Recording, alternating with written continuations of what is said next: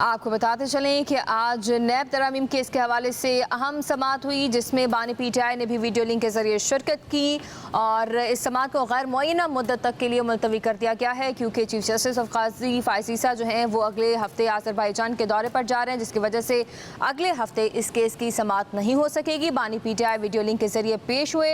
दौरान समाअत chief justice ने remarks दिए कि ऑर्डिनेंस लाने हैं तो फिर पार्लियामेंट को बंद कर दिया जाए। ऑर्डिनेंस के जरिए आप एक शख्स की मर्जी को पूरी कौम पर मुसल्लत नहीं कर सकते।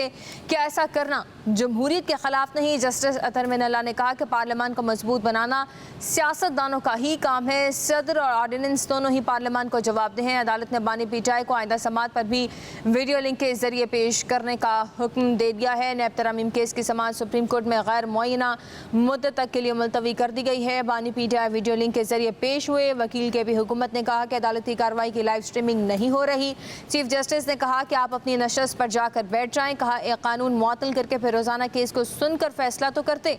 जस्टिस अतर मिनल्ला ने कहा कि प्रैक्टिस एंड प्रोसीजर के तहत अपील सिर्फ मुतासरा शख्स लाएगा। चीफ जस्टिस ने कहा कि अगर सुप्रीम कोर्ट कास्टम एक्ट कलअदम कर दे तो क्या हुकूमत अपील नहीं कर सकती? कहा कानून को मुअत्तल करना भी निज़ाम के साथ साजबाज करना है। मखदूम अली खान ने कहा कि बानी पीटीआई वज़ीर आज़म थे, कानून बदल सकते थे मगर ऑर्डिनेंस लेकर आए। इस पर बात करते हैं। अमजद भट्टी हमारे साथ मौजूद हैं। अमजद, बताएगा ऑर्डिनेंस के हवाले से बड़े अहम रिमार्क सामने आए हैं जज साहिबान की जानिब से, उनको ज़रा वजाहत कीजिएगा।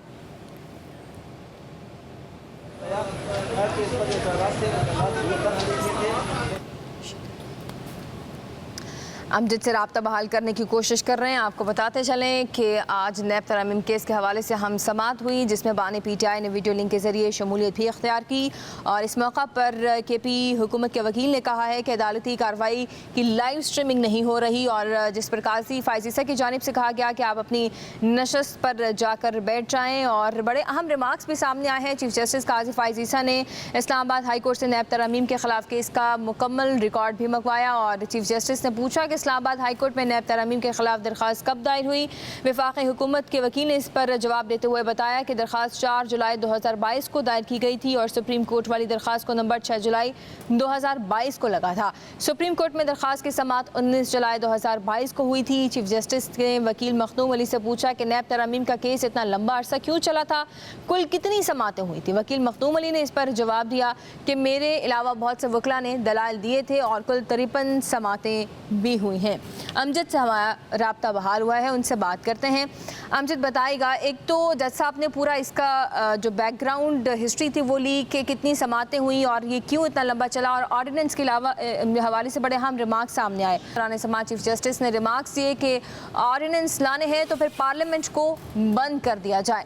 अमजद भट्टी से इस पर तफसीलात हासिल करते हैं। अमजद, बताइएगा, ये बड़े अहम रिमार्क्स दिए गए हैं जज साहब की जानिब से कि अगर ऑर्डिनेंस लाना है तो फिर आप पार्लियामेंट को बंद कर दें, क्योंकि उसका तो फिर कोई वैल्यू ही नहीं रह जाती।